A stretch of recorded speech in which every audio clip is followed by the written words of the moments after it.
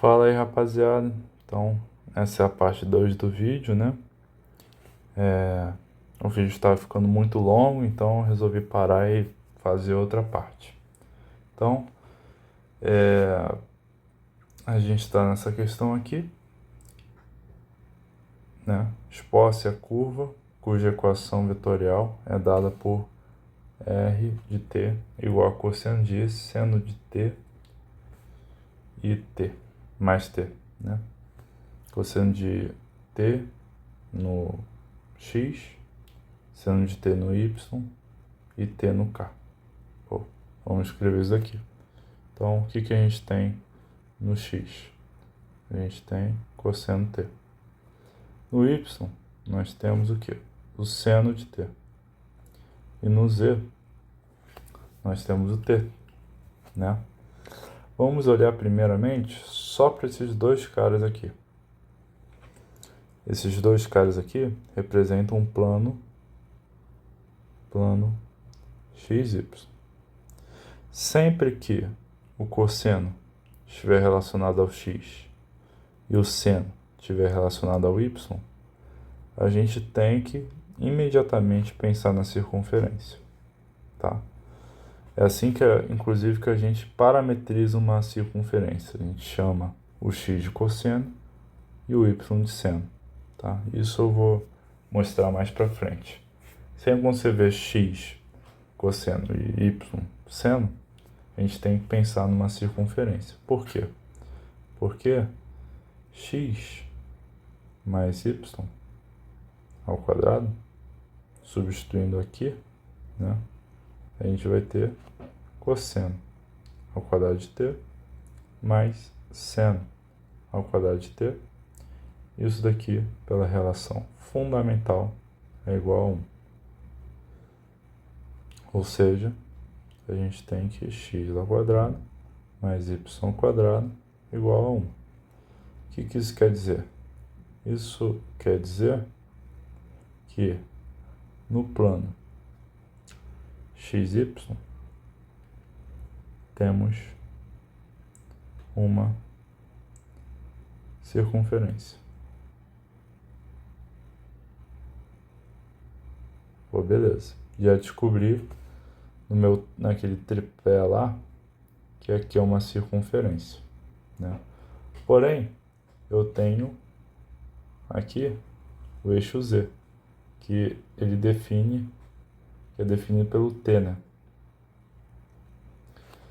Então, na verdade, essa circunferência aqui, ela vai ser um cilindro no eixo X, no eixo Z, desculpa, tá? Ela vai ser um cilindro no eixo Z. Por quê?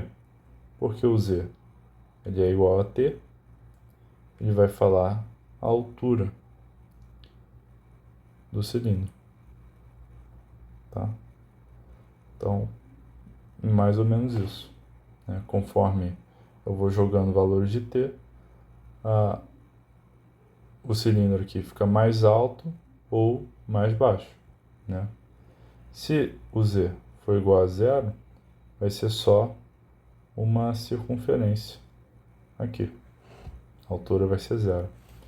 Então, vai ser um cilindro, tá? Vou escrever aqui cilindro no eixo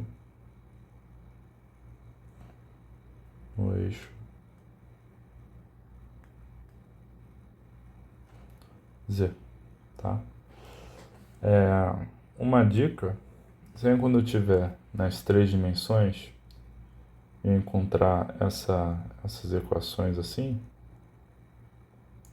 A1, x ao quadrado mais z ao quadrado, e assim vai.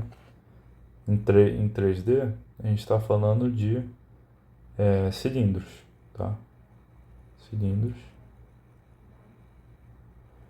E a incógnita que não está aparecendo é a incógnita que dita a altura do cilindro, né? Então, nesse caso aqui, o cilindro está no eixo Z, como eu desenho aqui, bem mal feito, mas está desenhado. Nesse caso aqui, o cilindro estaria para cá, ó.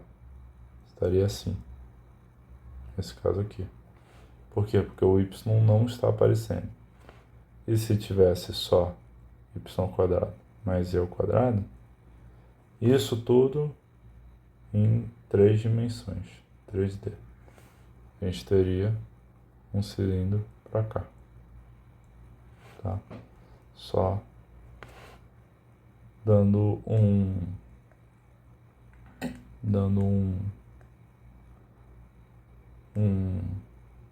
bizu aí para vocês, tá?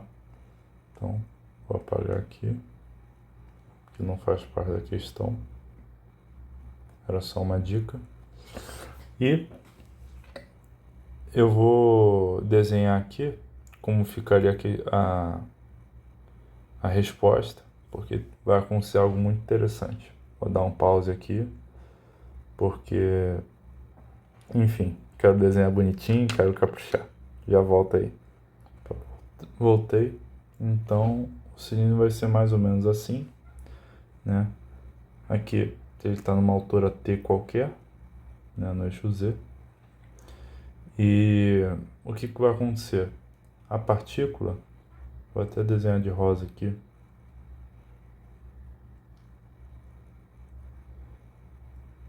A partícula, ela vai começar a girar aqui, subindo, conforme o T vai aumentando. Então ela vai fazendo isso. Por quê? Porque ela está girando aqui na circunferência. Aí o T vai aumentando, ela vai subindo também. Entendeu? Então, é isso que vai acontecer. Por isso que essa figura aqui é chamada de hélice. É muito famosa. Hélice. Tá? Então, eu vou escrever aqui. A curva como z igual a t, a curva gira para cima ao redor do cilindro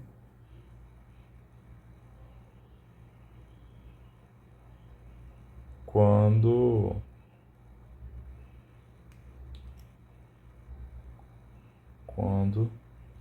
T aumenta. Pô, beleza. Exemplo 5. Determine uma equação vetorial e as equações paramétricas para o segmento de reta ligando o ponto P e o ponto Q. Pô, vamos lá. Vamos fazer de rosa. O ponto, a gente vai ter o ponto Q. Espera aí. A gente vai ter primeiro o ponto P, né?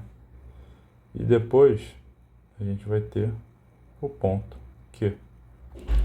E aqui vai passar o segmento de reta. Tá bom. Vocês concordam comigo que vai ter um vetor ligando P e Q? Vou fazer um vetor, aumentar a grossura aqui. Vai ter um vetor para cá, chamado vetor P, Q. Tá? Então, esse vetor PQ, ele é paralelo, né? Então, PQ é paralelo ao segmento de reta. Ele está em cima aqui do segmento de reta. Logo, o vetor PQ, ele vai ser o meu próprio vetor V, né? Meu vetor de direção. Por quê? Porque o vetor V, que dá a direção desse segmento de reta, ele é paralelo ao segmento de reta. né? Como a gente viu lá na dedução da fórmula, dessa fórmula aqui. Então, o que vai acontecer? A gente pode fazer o seguinte, a gente pode achar esse P aqui, esse vetor V. Como é que a gente acha um vetor se deu o ponto inicial e o ponto final?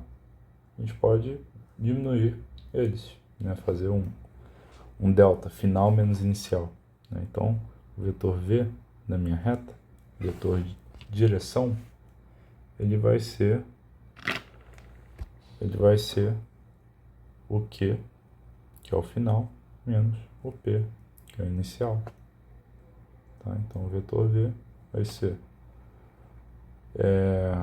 2 menos 1 e 3 menos 1, 3 menos 2. Tá? Então, é isso que a gente encontra no vetor V.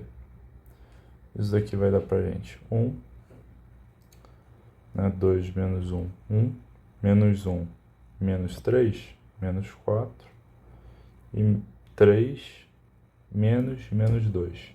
Menos com menos dá mais 2, 3 mais 2, 5. 1 menos 4 e 5. Né? Então a gente achou o vetor V. Vetor V igual a 1 menos 4 e 5. Pô, beleza. E agora? Problema resolvido? Quase. Falta só a gente voltar lá na fórmula e ver como é que é. Aqui, ó. Esse R0 é o ponto inicial, né? Então, a gente vai ter que a reta, vou chamar de R de t, é igual, quem que é o ponto inicial? O P. E o P é dado como 1, 3 e menos 2.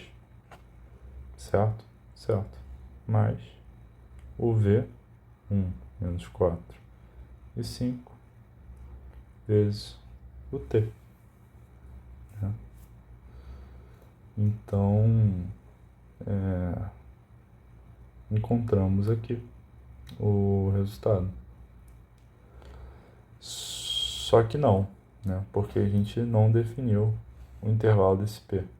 Sempre e sempre, num segmento de reta, o T vai estar entre 0 e menos 1. Tá? Sempre, num segmento de reta, vai estar entre 0 e menos 1.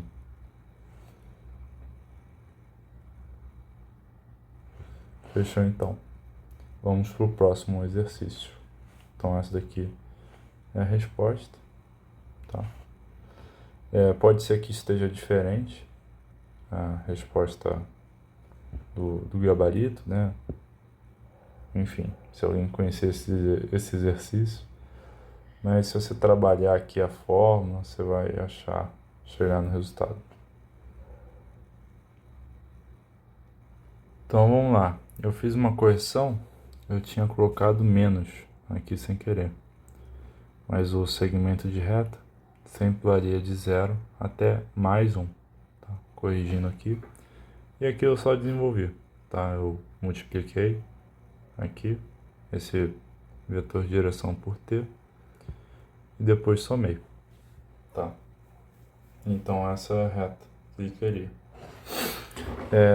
Indo para o último exercício, determine uma equação vetorial que represente a curva obtida pela interseção do cilindro x² mais y² igual a 1 com o plano y mais e igual a 2. Já fiz um desenho aqui bem mais ou menos, né? Como eu falei, qual variável que não está aqui? É o z. Então, o cilindro está no eixo z. E o plano não tem jeito. Você vai ter que estudar esse plano aqui e vai conseguir traçar ele, né? Dando uma estudadinha aí nele. Tá bom? Opa. Então, fechou. Então, quando esse plano intersectar o cilindro, ele vai ficar aqui nessa parte aqui, nessa região aqui que ele intersectou, uma circunferência. Aqui, ó. Vou até desenhar ela aqui. Pegar outra cor, pegar esse azul marinho aqui. Ela vai ficar assim, ó, uma circunferência, né? Uma circunferência não, uma elipse, né? Vai ficar uma elipse, que nem eu desenho aqui, uma elipse, né?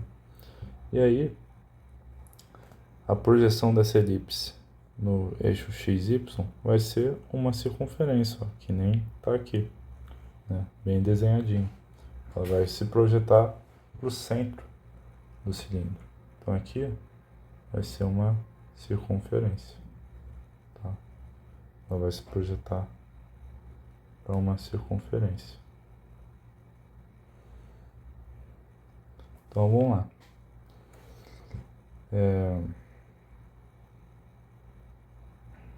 Vamos embora. A projeção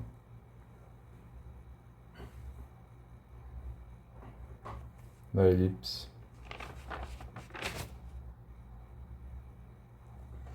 será uma circunferência. Que tipo de circunferência? A gente já viu nesse exercício aqui. Circunferência de raio 1, né? Porque a gente tem esse cilindro aqui, ó, né? Então, a gente já sabe que aqui vai ser um círculo de raio 1. Tá, deixa eu ver aqui. Raio 1. De raio 1. 1 de Z igual a 0, né? Que Z é a altura do cilindro. Aqui, ó. Z, digitar a altura do cilindro. Pô, beleza.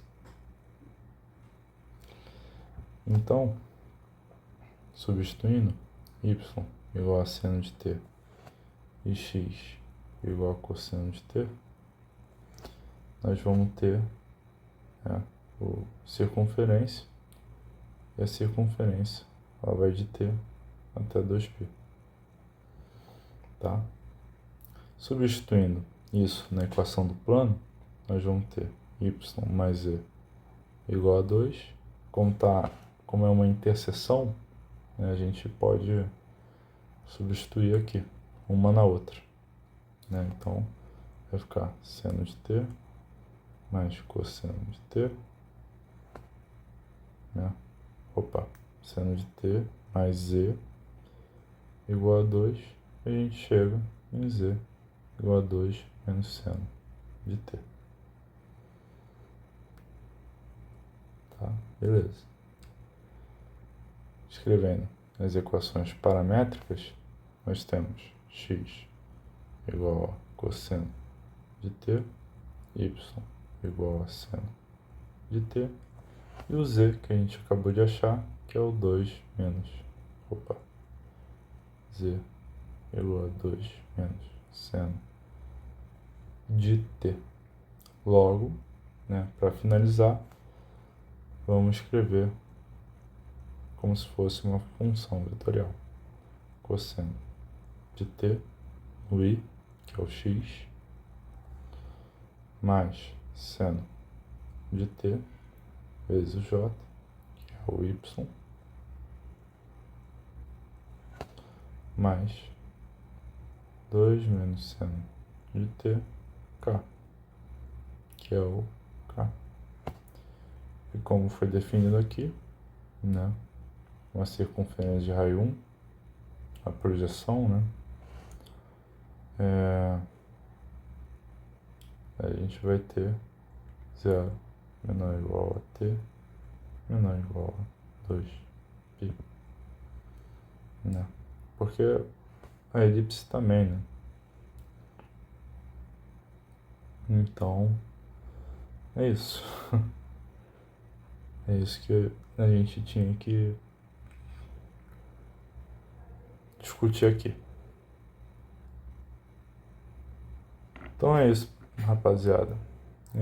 Esse foi o vídeo de hoje. Terminamos essa parte, curvas no espaço. E é isso aí. Um grande abraço. Valeu.